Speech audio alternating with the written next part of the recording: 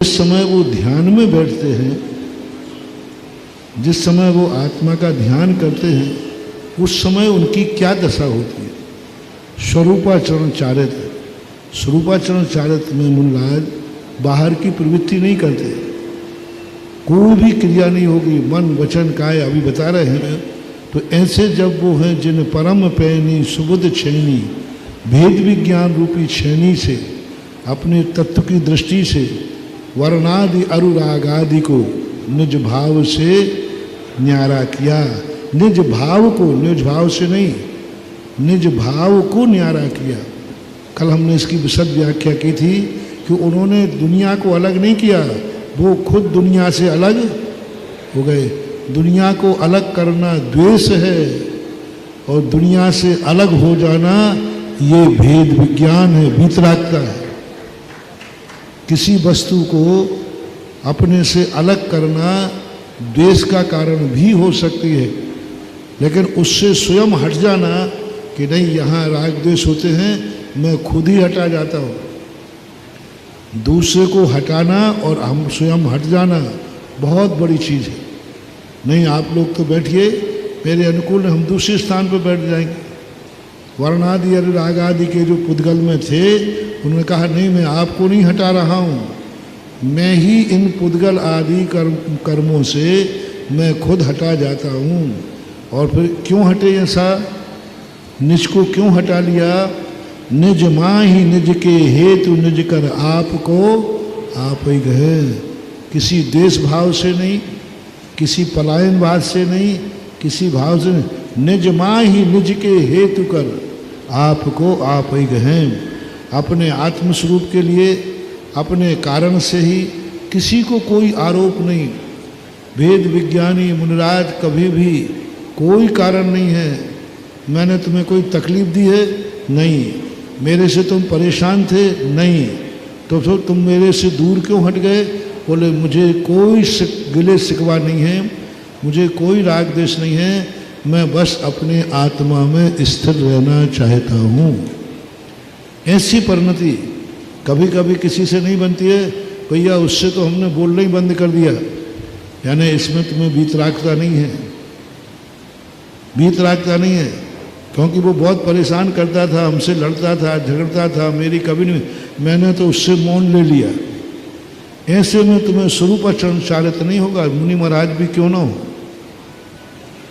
कारण से मौन लिया, वो परेशान करता था इसलिए मौन लिया, तुम्हारे अनुकूल नहीं था इसलिए मौन लिया, वो गलत आदमी था इसलिए मौन लिया। नहीं, ये स्वरूपाचरण चारित्र नहीं है। स्वरूपाचरण चारित्र में मुझे कोई किसी से गिले शिकवा नहीं है, मैं अपने आत्मा में लीन होना चाहता हूँ, मुझे कुछ से कोई मतलब। निज माँ ही निज के हेतु निज कर, अपने निज माँ यानी निज के लिए, और हेतु भी मेरा निज ही है और कोई कारण मेरा नहीं है। मुझे संसार से भी कोई एलर्जी नहीं है, संसार से मुझे कोई शिकायत नहीं है, मुझे तो बस अपनी आत्मा में रहना अच्छा लग रहा है इसलिए ले रहा है। गुण गुणी ज्ञाता ज्ञान गेय मझार कर, ना तो मुझे ये ध्यान है कि मैं मुनि हूँ, ना ये ध्यान है तुम श्रावक हो, ना ये ध्यान है कि मैं मनुष्य हूँ, ना ये ध्यान है कि मेरा ज्ञान गुण है। एकमात्र अखंड रूप में वह व्यवस्थित हो जाता है। जहाँ ध्यान ध्याता ध्येय को न विकल्प वज भेदन, जहाँ चिद भाव कर्म चिदेश करता चेतना क्रिया तहाँ। जहाँ ध्यान ध्याता ध्येय को न विकल्प वच भेदन, जहाँ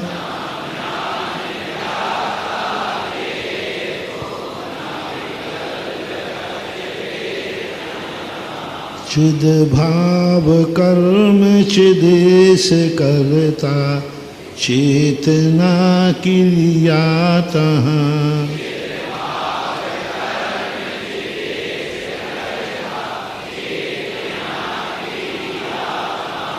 कैसी दशा होती है जब स्वरूपचरण चारित्र में मुनिराज स्थित होते हैं।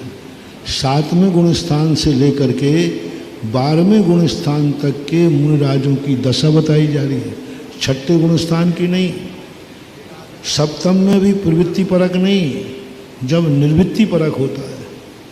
कुचित कदाचित जब निर्वृत्ति परक सप्तम ध्यान हो गए, तब निर्वृत्ति परक में भी जहाँ ध्यान ध्याता, मैं किसका ध्यान कर रहा हूँ ये भी ज्ञान में नहीं आएगा कि मैं नाभि हीरिम का ध्यान कर रहा हूँ, मैं ओम का ध्यान कर रहा हूँ, यहाँ तक कि मैं आत्मा का ध्यान कर रहा हूँ, ये भी गायब हो गया। पहले छंद में तो उनका था कि मैंने ये जो किया सब आत्मा के लिए किया, दूसरे छंद में तो कुछ नहीं, मैं आत्मा हूँ ये भी नहीं,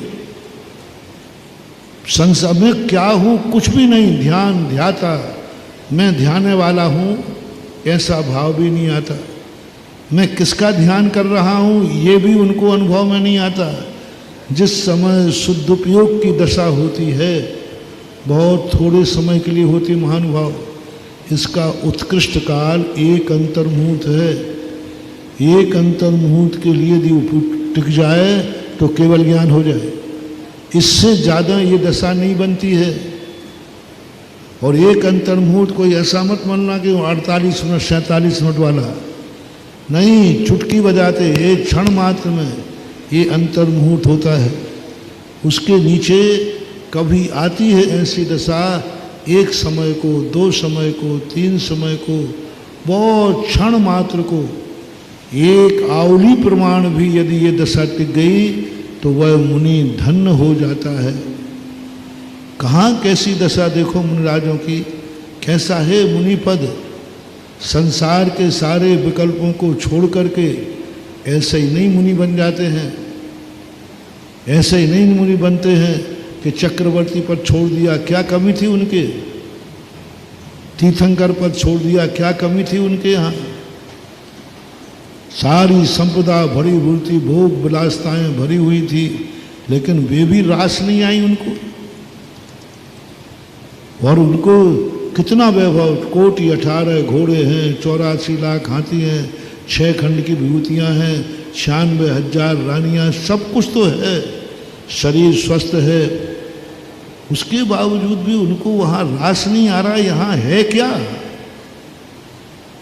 उस सुख के से बढ़कर के कौन सा सुख है जो ये सब छोड़ करके वनवास में चले गए, ये सब छोड़ करके सर्दी गर्मी सहन कर रहे हैं। कोई भी व्यक्ति कष्ट कब उठाता है? जब उसको मालूम हो कि इसमें इतना सुख है, इतना सुख है कि जो कष्ट नहीं उठाएं तो उस सुख से कई गुना ज़्यादा है। जैसे आपको धन के संबंध में हो जाए, 48 टेम्परेचर है और मंडी में माल रखा है तो लाल तौलिया बांध के चला जाएगा पट्टा, उसको झकर नहीं लगेगी लू। हाँ, इधर मुनिराज भी कमरे से बाहर नहीं निकल पा रहे और वो पट्टा मंडी में चद्दर सेट के नीचे खड़ा है, धूप में ही चद्दर सेट के नीचे, गर्मी। यहाँ हम जब गर्मी के दिनों में हम लोग मंदिर में बैठे रहते ना, वो पसीना पर, महाराज जी मंडी से आ रहा हूँ। मैंने कि भैया वहाँ के वहाँ कूलर वगैरह तो होंगे ही होंगे।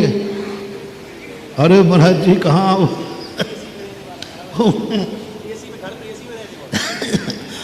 घर में एसी में।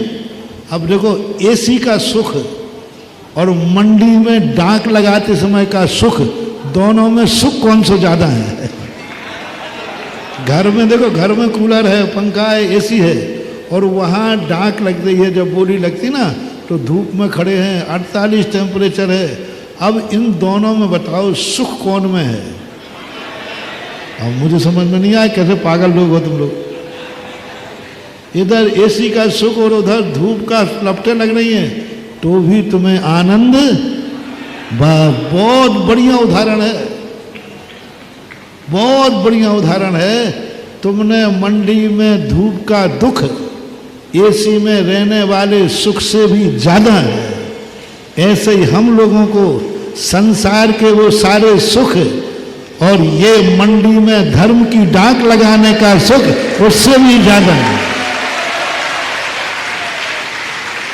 हाँ देखो, उस धन के सुख ने तुम्हें एसी से बाहर निकाल दिया, धन के सुख ने घर में शांति से बैठे थे बाहर निकाल दिया।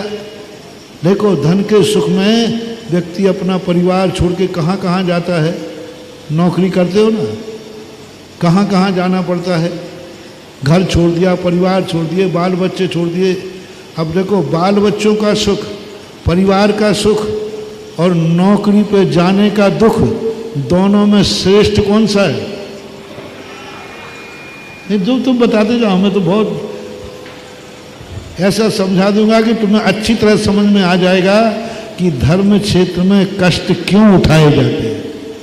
अब आपका परिवार है, बच्चे छोटे हैं, पत्नी है, माँ बाप बूढ़े हैं और आपको नौकरी पे जा रहे हो और नौकरी का ट्रांसफ़र यहाँ से कई किलोमीटर दूर हो गया। महीने 2-4 महीने में एक बार आओगे तो अपने बच्चों के सुख के कारण बैठे रहोगे या नौकरी पे चले जाओगे? भैया बताओ, हैं? झक मार के?